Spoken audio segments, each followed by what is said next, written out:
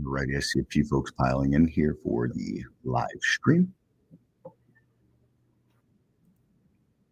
Anybody with questions, get those in right away, please. Hang around for a moment, let folks pile in, but if you got questions, get those right in. Same format as usual, open forum, right? So no pre-done content. This isn't a pre-done show or anything like that. It's a live Q&A meant for you folks to ask your questions on the Trade Ideas platform, get you what you need out of this software. Of course, anybody that's joining us that's kind of kicking the tires here, trying to figure out who and what Trade Ideas is, get those questions in for us as well, right?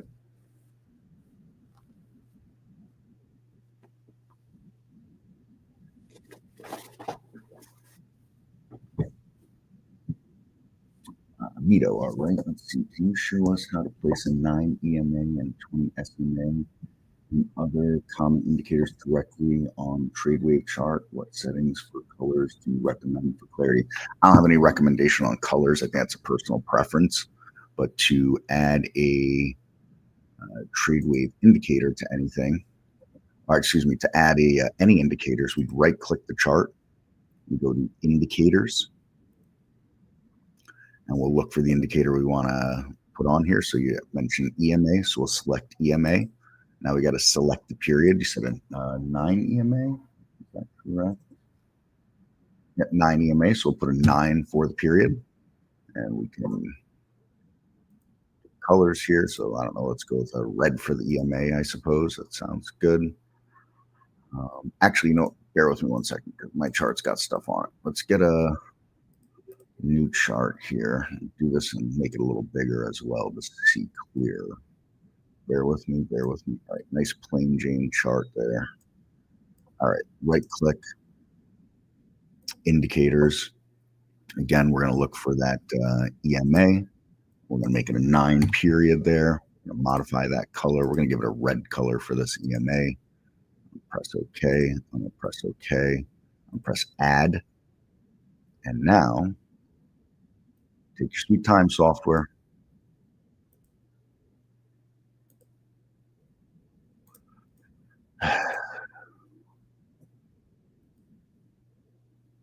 There we go. There's the red EMA on there. Put the browser interface on here so I don't get in trouble.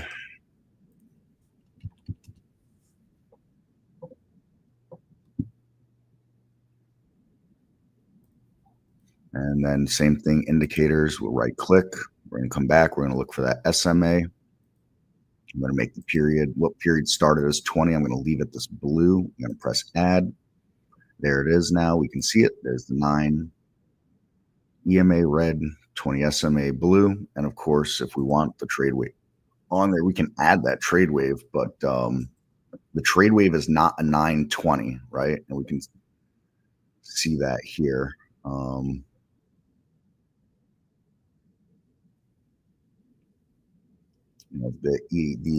The trade wave cloud is actually the fast EMA is 8 and the slow EMA is 9. So that's what that looks like there. But all the same, we want to have those all on there. There's the 20 SMA in blue. The 9 EMA is actually inside the cloud. It's hard to see now. So maybe you want to do a different color for that. Maybe you want to go black or something like that. And so that's how you do that.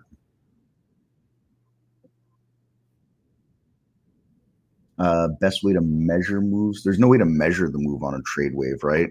I mean, we can't predict what the move will be because we don't know what price action, the trade wave buy and sell signals come in based on the price action. We have no way to predict what the price action is. All it is like every other indicator, it's a reactionary indicator, right? So, price action moves back up. We get the cross here and you get the buy, right? And it moves back down and we get the sell, right? And it moves back up and we get that buy again, right? So, when price is just kind of choppy and moving sideways, the buys and sells aren't going to be awesome. When we start to move back in history, we get trending markets or trending stock. Let's put up more of these.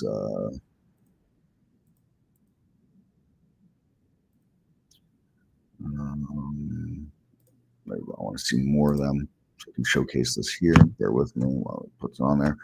And so look, When this thing was really moving sideways here, we didn't see really great buy and sell moves, right? But now, bear with me, bear with me.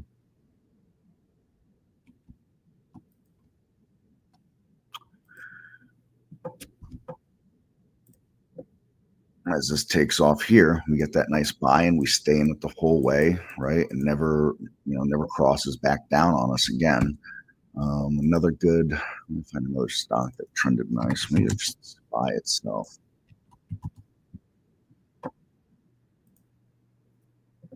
Yeah, this is even better. We get this buy here and it's just a nice ride here where there's pullbacks and all that, right? But the trade wave is just trying to find that trend change, right? And it tries to keep you in. Once that trend makes a change, it tries to keep you in as long as the trend stays changed that direction. But the trend could reverse again right away, right? I mean, here we go. We're moving down on that sell. We get a buy and almost an immediate sell right afterwards. The trend changed and changed again, just pivoted that fast. And that's all the trade wave is doing. It's trying to indicate trend like that. Can I look at SW bounce off 130 SMA? I mean, I don't use a 130 SMA, so I mean, I can look at it, but I don't, as far as a bounce off the 130 SMA, I don't have much to give on that. Let's put a 130 SMA on there. I'm going to leave that actually just like that. I'll get rid of these other ones. 9 EMA, remove. 9 EMA, remove. 20 SMA, remove. Save. And close. And so, all right, I don't know. What time frame are you looking at, True Seeker? Because this is a new issue, obviously, and barely has the 130 on here at this point. So throw me a time frame on that 130 SMA. Can I walk you through using the paper account to simulate trades in Brokerage Plus? How do we practice placing trades, managing position, tracking outcomes? So yeah, here's Brokerage Plus, right? And you can click on brokers, go to paper trader, and it just works like a broker from there. That's it. I mean, there's not much else to it. So I've got, PTIX, for example. Go ahead and click on it here. You can see it loads. You select if you're the buy or sell side of things, get your quantity and shares, right? Is it a market or a limit order, right? And then when you're ready to send an order, you press send, and you'll get that trade in there. But there you can see I got 100 shares of it. Gave me the entry price and all that. I want to get rid of this feature that's on here because we don't currently have it released. Okay, let's go back to the old way. There we go. And that's that from there. I mean, I can now right click and say, all right, I can set a target for 13. Let's say I want to set a target for 13, right? Apply that. I can right click. I can set a stop for, I don't know, let's say 11.95. Right? And that, you can see those, the target and the stop that are on there for me. I can move them up or down if I want to change those around. Those are the things that I can do with the paper trader there, but that's it. You go in and use it just like a broker. You place your trade. It's the most efficient way to place trades directly from a chart. Is there a way to enter trades and immediately attach stop losses or trailing stop orders? You can do chart trading. So you'd come in here. You're going to want to right click, new trading strategy. Call it whatever you want and attach it to the account you want to attach to here. There's TI paper trading. I'm going to save it there. Entry time and order details. We don't need to entry time. We don't need to worry about. Order details. We want to look at that. Let's just say for this exercise here, fixed shares, I'm going to buy 100 shares. All right. Risk management. The percent on stop loss. So I want to, let's say a 5% stop loss, and on target percent again, 10%. Now, if you do dollars instead, it's per share, right? So like if you did, dollar here and you put $5 there, that means you're looking at $5 per share loss. So don't do that, right? You're not, I don't think anybody's really looking at $5, taking a $5 hit per share. So keep that in mind there. So move that back to percent. You want to hold time to put that there as well. And then that's it, right? We've got all these items that are in here. I'm going to press OK. And now if I want to trade it off the chart, I'll right click and set as default chart long strategy here. So I'm going to press that. You can see now my buy button is green there. Let's go with a nice easy liquid stock like Apple to do this with. And then you're going to place the order where you want to try to get filled, right? So I'll place it here. What's it? 207.93.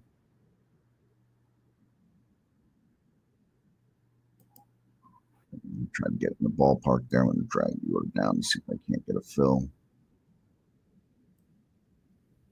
There we go. I got my fill. And now my orders, my closing orders here live, and my stop and my target are both live. And filled easy peasy just like that there. And we can see it here in positions tab. There's Apple, got it at 207.92.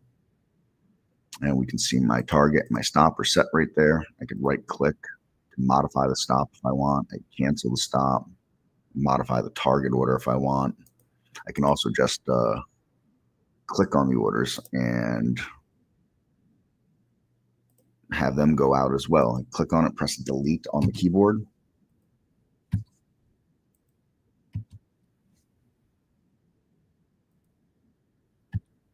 There you go, cancel that order. I could also come here to the orders tab and I can cancel orders that way too. So I've canceled all the orders. I could, if I wanted to just get out of the position, I could click on it and press flatten over here. Done, goodbye position. Do the same thing here. Flatten, done, goodbye position. And there it goes. Adios.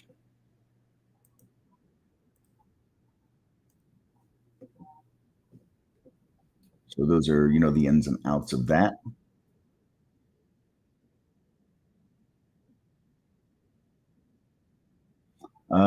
I can show how to. I've never used a trailing stop in my entire life outside of setting one in the simulator, for example. So, I don't have any insight on trailing stops. I think that's something, like anything else, is something each trader will have to experiment with.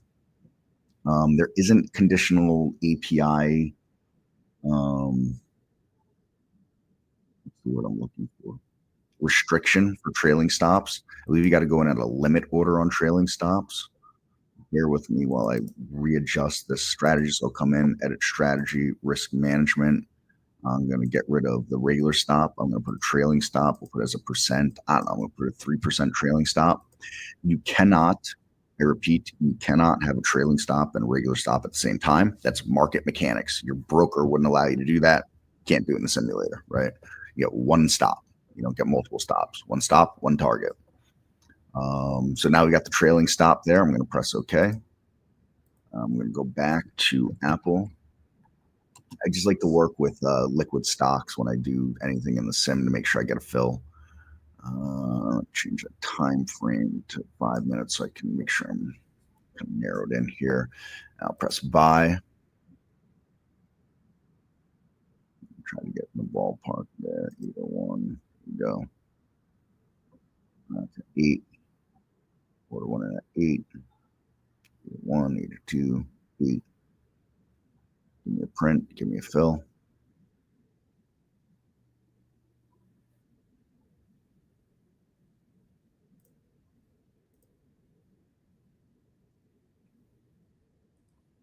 Come on, give me a fill.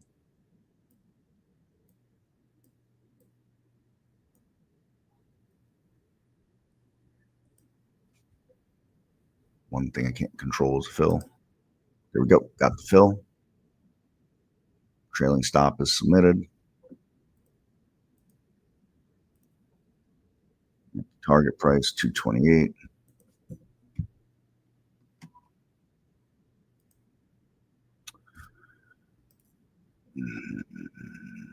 Let's change that time frame here because I can't see. Okay, here we go. It's too far away from price to see the stops. Here's the trailing stop right here. Here on that daily chart. Here's the target. You just couldn't see it on this because we're too far away from the price. Time frame.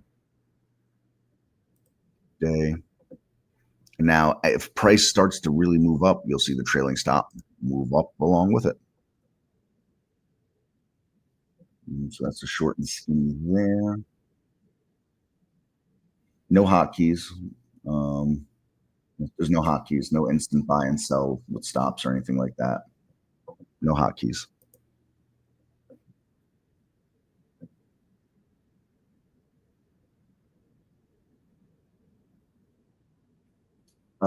There's no hidden features.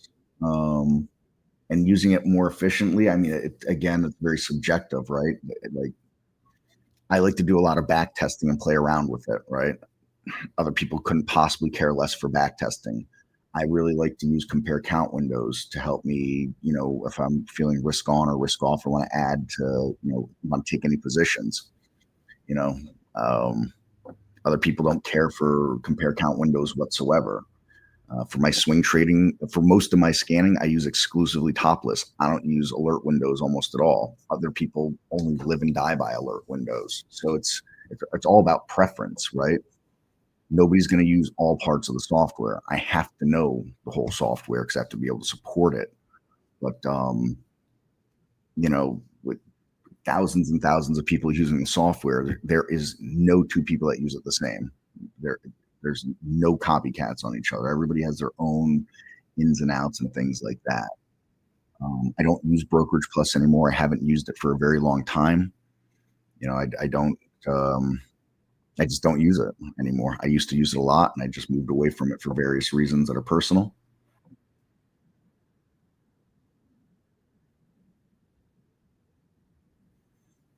I don't. I wouldn't know. I don't use MACD at all. I don't use RSI at all. TradeWave is just it's an indicator. It's a trend, right? So I mean, you can add these things to your charts. But if you look here, to show you what my setup really looks like for charts, I don't use the TradeWave. I don't use almost any indicators. I don't like indicators on my charts. On my intraday chart, I don't even day trade anymore. But when I used to day trade, I liked the VWAP and an 8 EMA, and that was it. On my daily chart, the only thing I use is a multi-period low of 20. I use that to kind of indicate where we've been and where we're going, or where we've been and where we are, excuse me, over the last 20 days for the lows of those 20 days, and that's it. I don't use RSI, I don't use MACD, I don't use ADR, I don't use DX, I don't use ADX, any of that stuff like that. Just not my cup of tea. So I would encourage anybody that wants to use those things, throw them on charts, right, and see if there's anything there. But again, RSI doesn't indicate a trend necessarily. It indicates, kind of the power of an uptrend or the weakness of a downtrend that's going on those time frames. Versus TradeWave, we'll bring back the browser interface here. That's indicating there is a trend, right? So those are the kinds of things that I'm thinking and looking at and all that.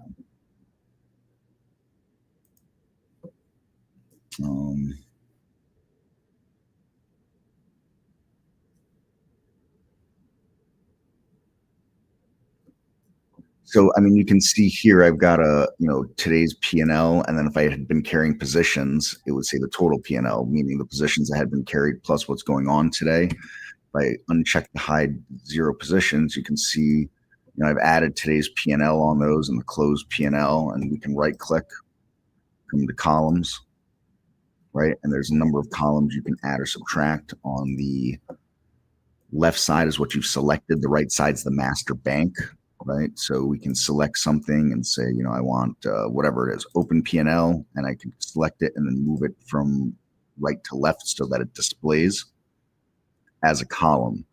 There's no way to track outside of that. There's no journal or anything like that. So you have to go back, you have to keep track on your own here on what you've done moving forward on the days. So you want to really journal it. My suggestion would be at the end of the day on all the paper trades that you've made, go back and look at, what your entry price was and all that. And then if, you're going to journal it, I always suggest go the full 9 yards on the journal saying, I bought stock XYZ because of this indicator that I wanted, or this entry point. I used the stop based on this reasoning. I used the exit to the upside based on this reason, so on and so forth. really journal it out, write the full tape, write the full story. That's what I did for a very long time. Hand wrote journal all the stuff that I was doing. When using a 7-day swing trade, what would you recommend? Sorry, Mark, I couldn't even possibly give the answer. I've never traded an option in my entire life. Um, it's not something I do. It's not something I have. I understand the basics of options as a function. I have to for the CMT courses, but I couldn't help you one way or the other on that, Mark. I'm sorry. How do you use it in pre and aftermarket? Is it different to get executions only limits? Yeah, you can the paper trader in the post and pre-market isn't awesome because you can't simulate liquidity, right? So like if you have a stock that doesn't trade at all, how are you going to get filled on it? Real life, let alone not real life, right? So there's that. Um, but you have to use limits. That's market mechanics. You can't place a market order in your broker during pre and post market, so you can't do it in the simulator either. You got to go in at a limit, and just because you go in doesn't mean you're getting a fill. No, you cannot beta test the money machine. Um, we do all of our own beta testing. We don't bring in the real beta testing internally that we do, not when we release like a beta version of the software. When we're testing things and a feature that's never been released before, we don't release it to anybody in the public to test. There's various reasons, but the number one reason is legal reasons. So until something has been thoroughly tested by us internally and fully developed, nobody public gets access to that.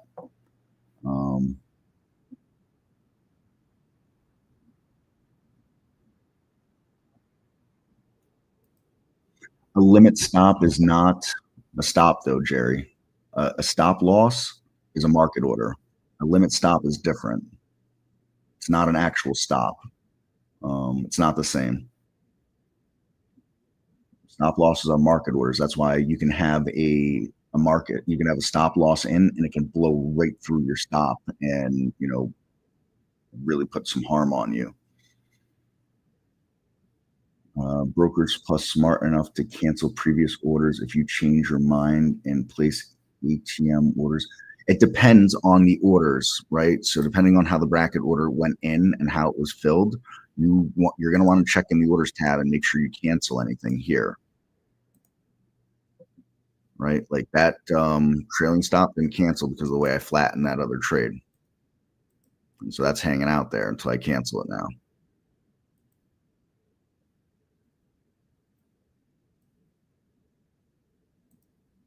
So I would just always highly recommend go in and check your order statuses. Yes, this Q&A happens Monday. Well, I should say market days.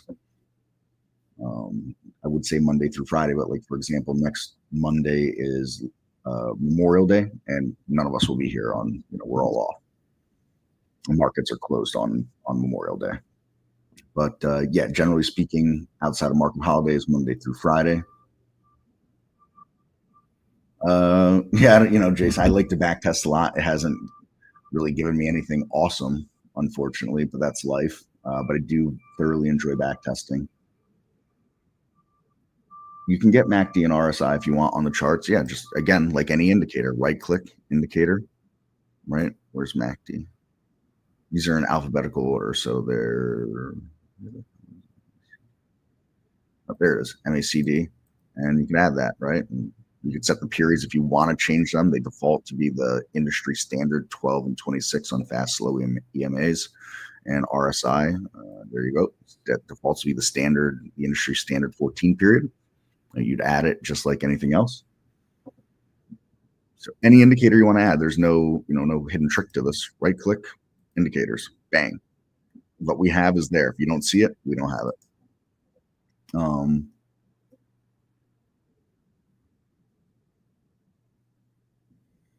Yeah, Mark, again, first, we don't make recommendations on how to manage trades. That's number one. We're not financial advisors. We're a software and data content provider. How and what people do is entirely up to them. Number two, I do not trade options. I've never traded an option in my entire life. I have no intentions of ever trading an option, although I can't say I won't do it. At this time in my life, I'm confident to say over the next year plus, I will have never traded an option still. So sorry, I can't, there's nothing I can help with that, Mark. I can answer software questions, right? We can look at a chart, right? We can discuss what's on the chart, but I can't make any recommendations like what you're asking. Vito, just what you see in here is what you can place on the chart. Right click an indicator. You have them all right there. If you don't see it, it does not exist. So those are what you get for indicators, and you can use them as you please. The left vertical buttons. How do you use the left vertical buttons on the BP screen? The left vertical buttons. Do you mean these here on the right? And if you mean those, they're just what they say: flatten, get out of half a position, double your position, reverse out. So if you're long, become short, or you could limit out of a position. But they're just what they indicate here. That's it. They're just quick buttons that are there for exiting full, partial trades or reversing.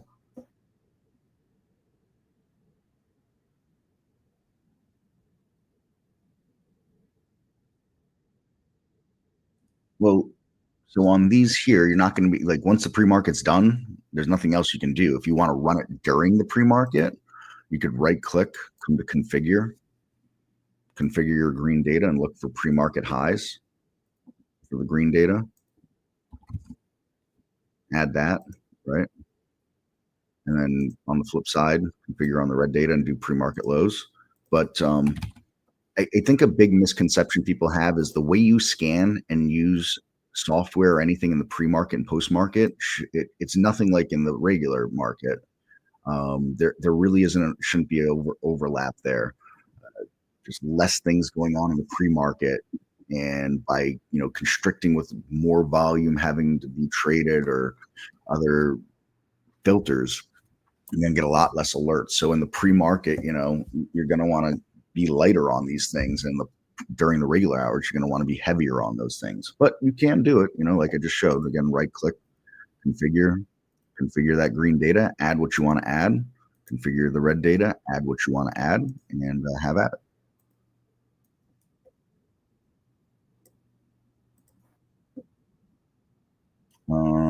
Are you seeing long red wicks on the SPY?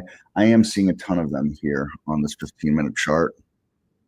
They're not red, and they're also, for technical purposes and the CMT Association, these are shadows, not wicks. But so these are bottoming shadows, and I see them here. I don't currently have any broker open, so I can't confirm if brokers are getting those same price action moves as well.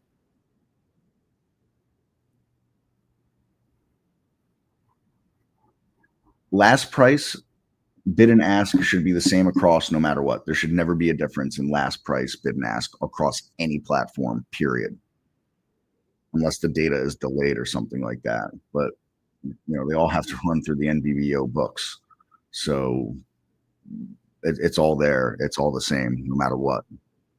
There cannot, IB can't be showing a different price than TD. That can't be showing a different price than E-Trade. That can't be showing a different price than, I don't know, Tasty Trades. That can't be showing a different price than TradeStation. They all have to show the same stuff. It's all the same. It all comes across those same feeds. How do you get back test? You do it with an alert window. So if you create an alert window here, whatever you create for an alert window, once you got it, right click, back test strategy. There's several tabs in here. You go through and decide what you want to do in those tabs. Then you simulate the buy or sell, depending if you're buying or selling. The market data goes back about 60 market days, give or take. And it'll run a back test here, and it'll give you a whole bunch of results. And I'm going to give you the user's guide section to back testing.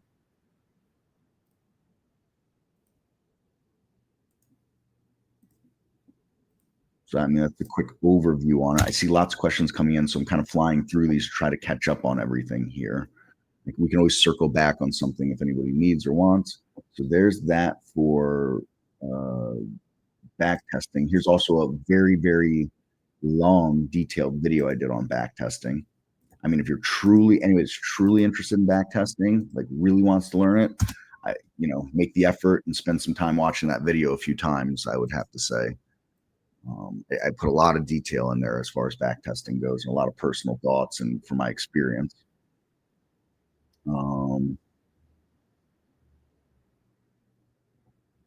Yeah, on the SPY 5 minutes, and maybe it looks different. I'm sure it's going to have the same shadows. There'll just be more of them on more candles, is all. 5 minutes. Yeah, same thing going on here. So it looks like this, made like that. But again, I don't have a broker open, and I'm not going to be able to open a broker here live. It's not possible for me to do, so I can't confirm on any other platform.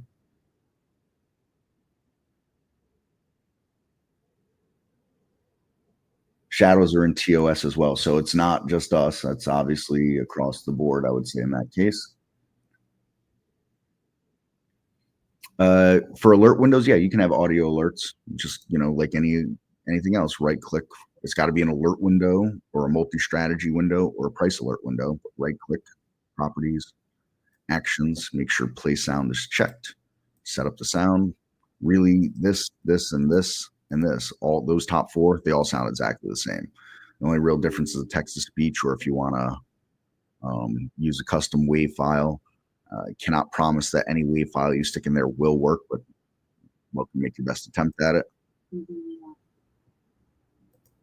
For what it's worth, I haven't used sound and trade ideas in probably 4 or 5 years, maybe longer. It's weird. Does it have to do with ECN maybe? I'm not sure what weird ECN means, Vito, if you can bring in some context to that. Is there a way to change the UI size? Nope, there's no way to change the UI size. The closest thing that you can do is this with the font. I can get this to work. There we go. We go to Tools, Options, and in general, you got font size there. I don't think there's anything else to change in here. Nope. Nope. Nope.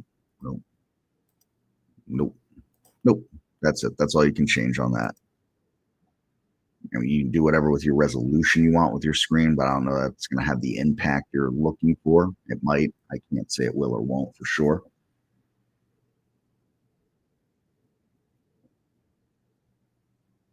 Hey, Mike C., how are you? Good to see you. Good to see you.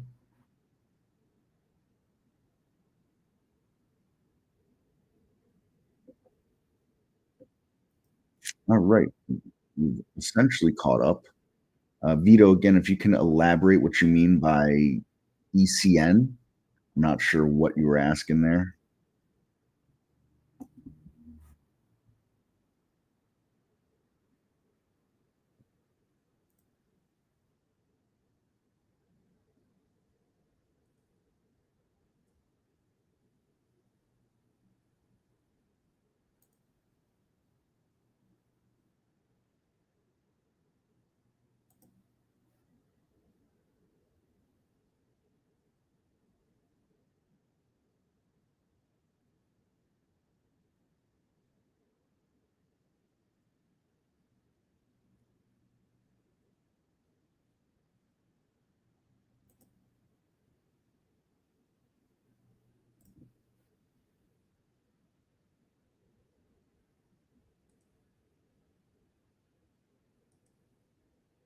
Yeah, I mean, it should be the same across the board, whatever goes on.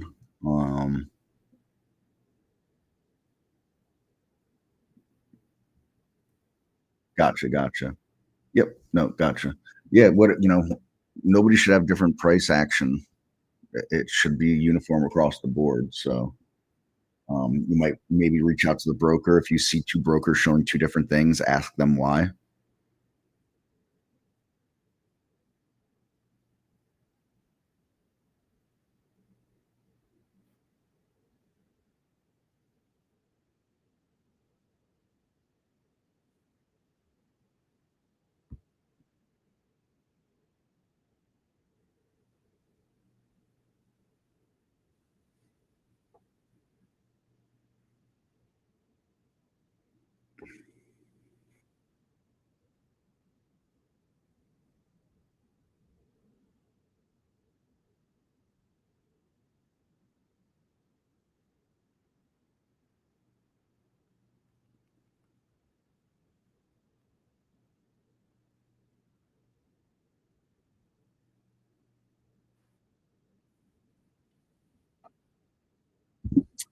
Nope, no level two or book action, anything like that.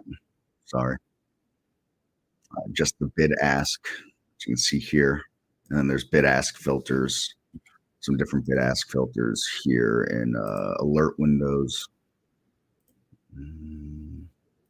Bid ask. So you've got these bid ask filters. There's a number of them. You could display these as columns. And then you have these bid ask alerts here as well. Those cannot be displayed as columns, though. Those would be the big ones there for you, as far as, as close as what you're looking for. Money flow, no, but I mean, we have the sectors channel. So if new, do a dock channel bar. Move that to the another screen there, show more. And sector status. Go. So it's got, broken up by the different sectors and whatnot.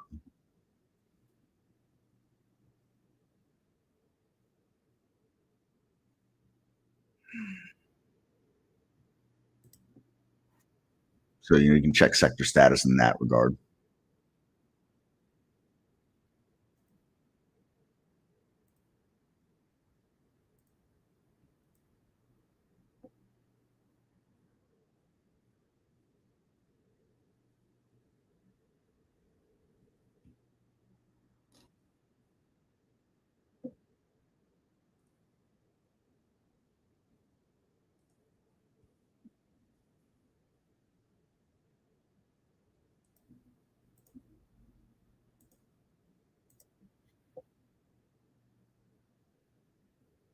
Can one eliminate stocks going down window? I mean, you could close any window you want by pressing the X, like I close this window if I want, bang, gone.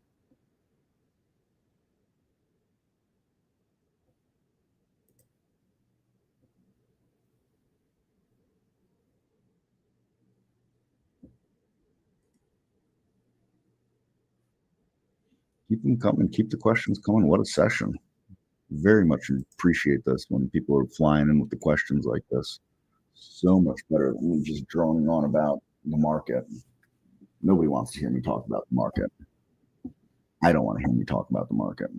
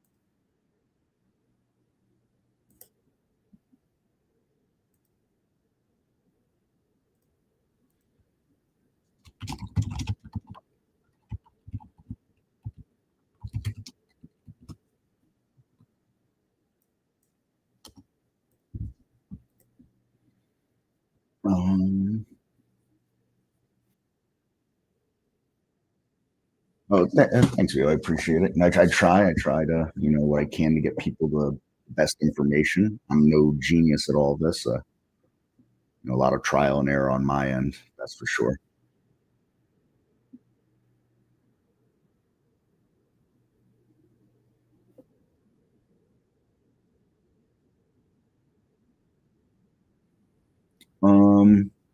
You have to work in, finance slash education in some capacity for a CMT. Because the way the CMT works is that there's 3 levels, 1, 2, 3, obviously, and you got to pass those 3 courses. Once you do that, then you apply for CMT status and the board, and then it has to approve, and you have to have 3 existing CMT members, for lack of a better way to put it, vouch for you essentially. It's a very community oriented organization, association. I've had the privilege of meeting and shaking hands with a lot of folks from the CMT, administrators and presidents and things like that. It just all really great, like-minded people in the sense of the passion for charts and indicators and talking, markets and stocks and living in a world of facts, living in a world of price and volume, and not, hypothesizing things that we can't control, like news and all that garbage.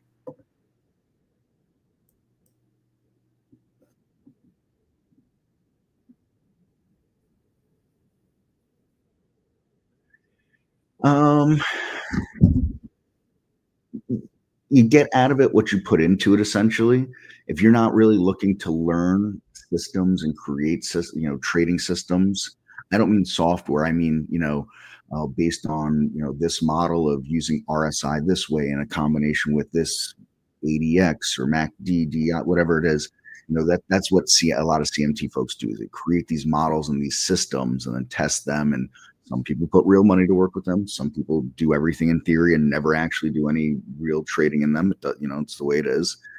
It's a lot of math, a lot of math. You got to like math. If you don't like math, CMT program probably not for you.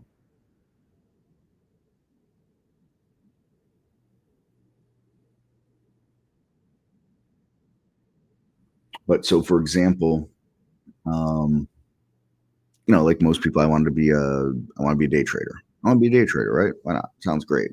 And over time, I learned that I was not a day trader. I was a swing trader. As I made that transition, that's when I also started taking, and studying CMT material. And I really kind of found more of a passion for swing trading. I just more my cup of tea, personality wise. And what I learned and what I think a lot of people struggle to learn is that for the most part, with the exception of people that are trying to like micro scalp things 1 and 2 and 3 cents here, which is ridiculous and harder than anything else out there trading wise. Uh, for the most part, traders on any time frame are trend followers. We want to follow the trend. We want to identify the trend as early as possible and get in. We want to identify the end of the trend and get out as early as possible as well. We do that on every time frame. We do it on a 1 minute time frame. We do it on a 1 month time frame, and every time frame there and in between. And CMT studies in level 1 and level 2 really helped me to identify that in myself and work towards really understanding what a trend is and what risk management is. I think that was one of the hardest things for me to ever understand is what risk management is. Sometimes maybe I still don't understand. I don't know.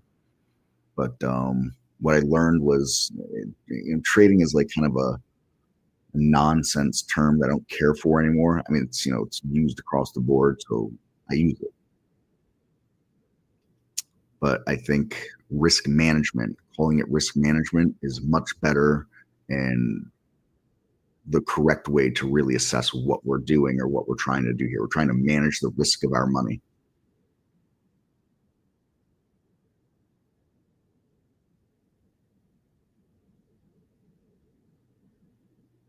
I like daily charts.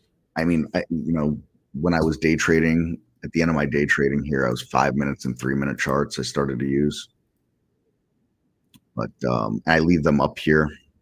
I just go through daily charts in the evenings and the mornings through a few different scans that I like to look for ideas in, and that's really it. I'll put up weekly charts too. I like to look at daily and weekly charts, but mostly daily charts. I like to draw lines on the charts, trying to find those support and resistance lines and stocks that are trending.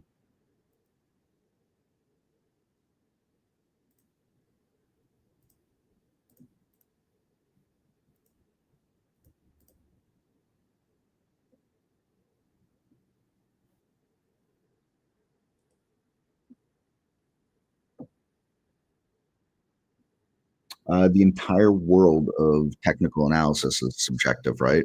So, for example,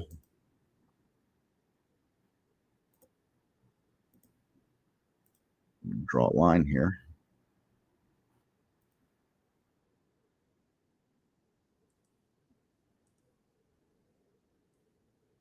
And to me, this is a huge pivot point, this line.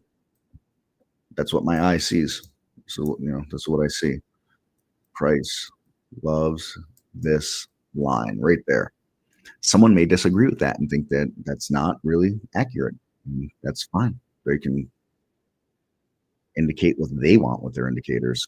I just happen to see this and just happen to notice that, price kind of likes this line all through these areas.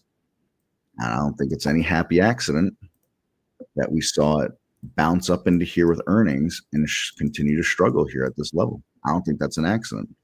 The reason I don't think it's an accident is because human beings are at the control here, regardless. Well, the algos, blah blah blah blah blah. Yeah, whatever.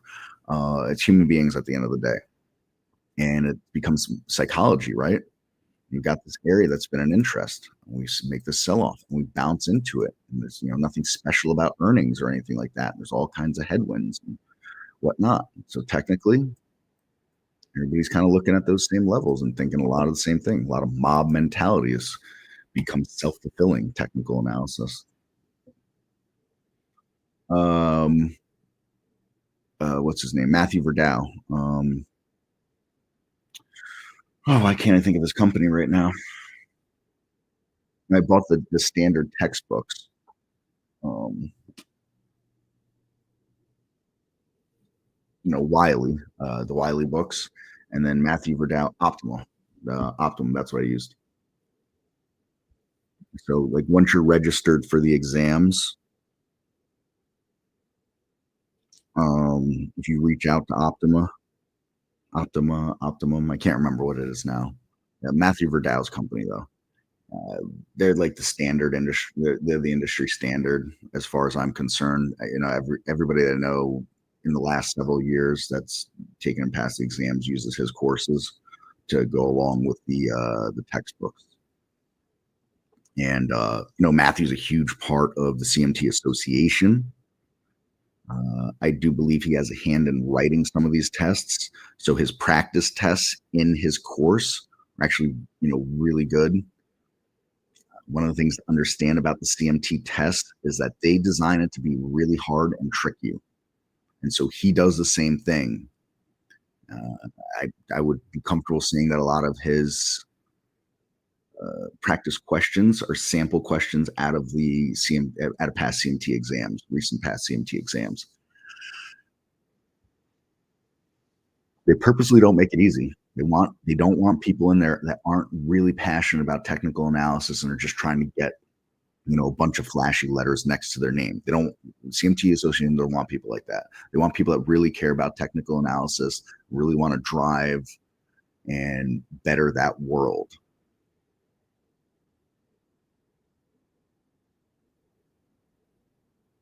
I don't use any channels, Vito. I just have these, what you see up here. I don't even use half of what you see up here anymore. I just have my screen filled by it all. I use a handful of scans in the evening. I've set up that I just with a couple of scans.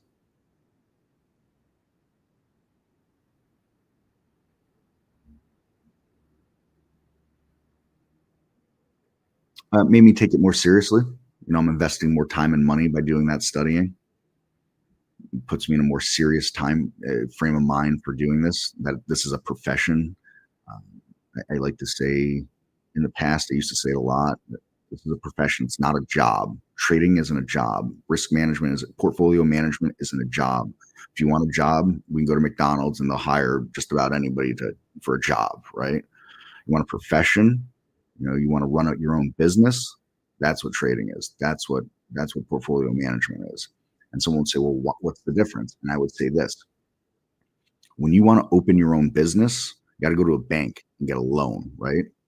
And you'll say to the bank, I got this great idea for a business and it's going to make all this money and everything. And banks will say, great, we'd love to loan you the money, but what's the business plan? What's the strategy? And if you don't have one, they're going to say, well, when you got one, you come back and then we'll discuss the possibility of a loan. Well, in this case, you happen to be not only the person with the plan, hopefully, but you're the bank, because you got to give yourself the money to trade, right?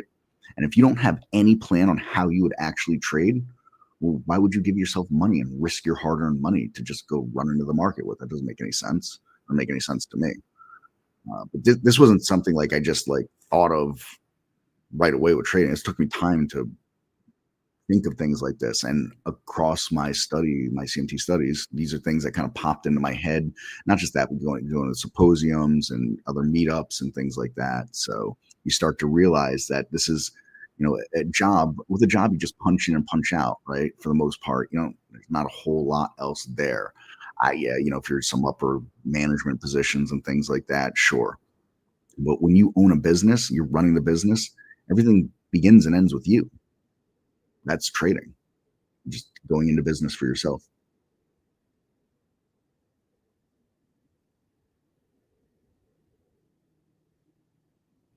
Well, I mean, if I was setting up any one of those things, I'd come to an alert window or a top list, whatever you want to work with. We'll go with an alert window for this case and, float, right?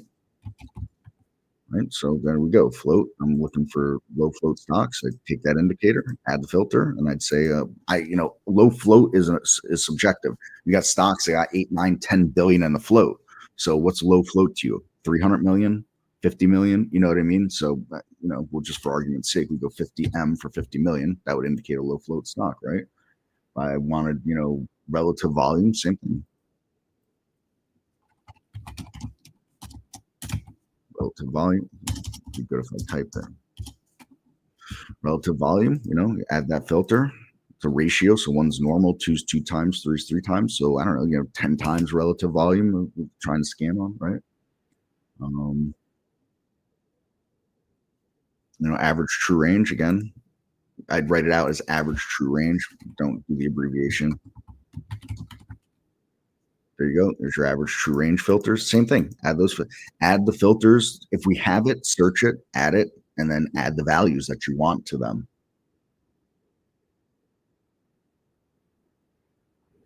I have no idea. I would say no.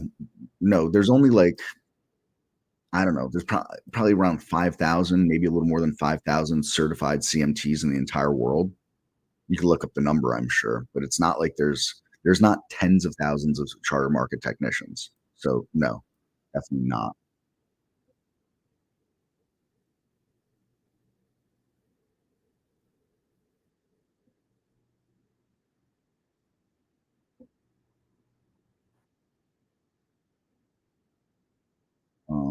Good scans for RIPs to keep my eyes on.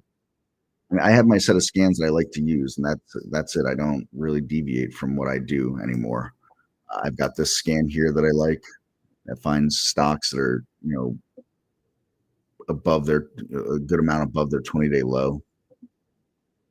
Some volumetrics in there. I have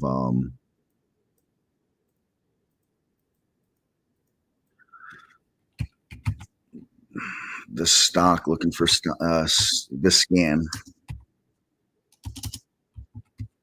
looking for stocks near their all-time highs, within 15% of their all-time highs. Like I like to trade stuff that's going up. I don't like to trade stuff that's going down. So as it looks for stocks that are, moving up, they're near or at all-time highs. Those are like my real big ones. When I was day trading, I use this relative strength from the open scan. I don't really use it anymore. Same with this here. This scan is just to fill space. I've never used a scan in my entire life to make a decision from, just to fill space here.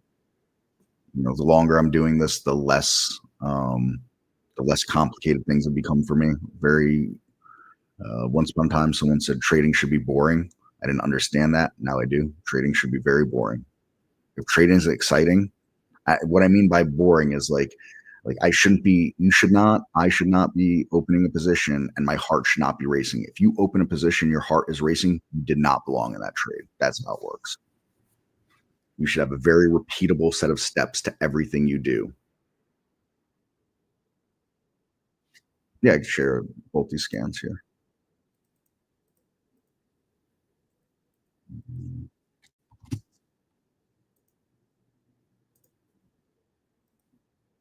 So that's the evening scan.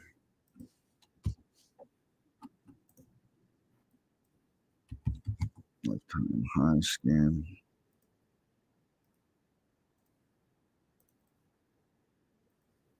Those are the big ones that I'm using.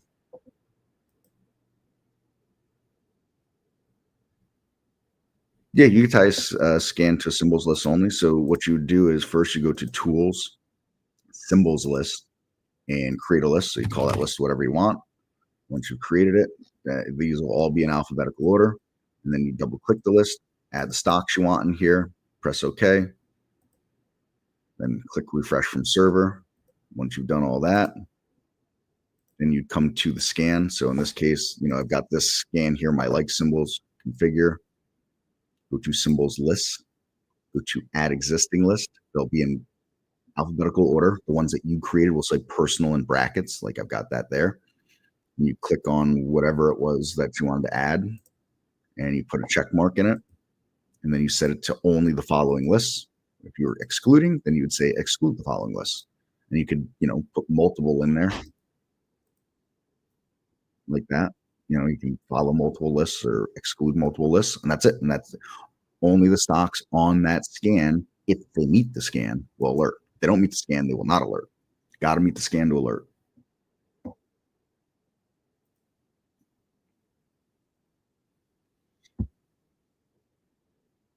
All very, very good stuff here.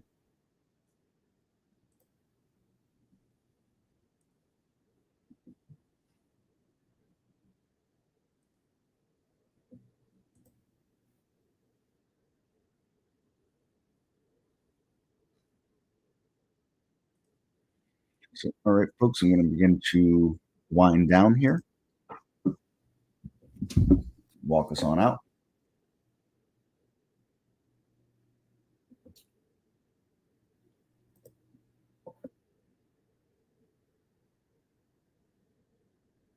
Yeah, copy paste. There's no other way to get them in there. Copy paste, and that's the big one for you to get them in. No other tricks for getting symbol list in or out. But I should say in. Excuse me. So again, folks, as I always mention, you got it, Mike C. Always good to see you. There's the traders room. Barry is, if not back from his break, he'll be back any second. Join Barry in that room. If you're not in that room with Barry, you're doing yourself a huge disservice.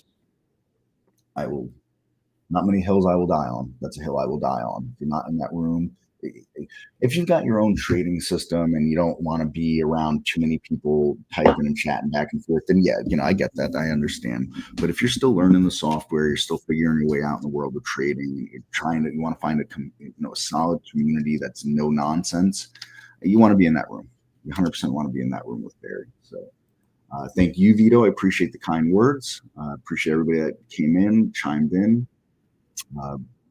This was a great session. This was phenomenal. So I don't know if I'll be back again later this week or not. I did 2 days a week the last few weeks, so quite possibly I'm just the 1 day this week, but you never know. We do this session like this once a day, noon Eastern. Then there's Barry also, that the link that I just gave.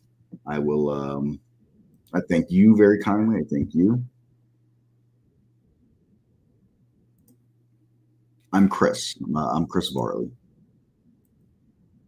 And so again, that's the traders room with Barry. You guys can enter there. Barry should be back from his break right about now.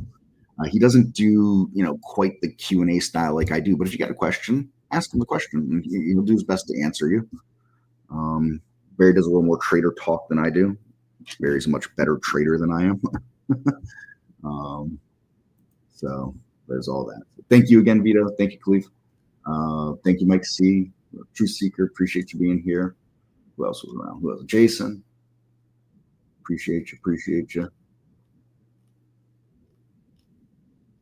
Pepe is always around. I appreciate Pepe always hanging around. So thank you all very kindly. That'll do it for me today, and we will see you on the next one. Take care. Bye-bye, everybody.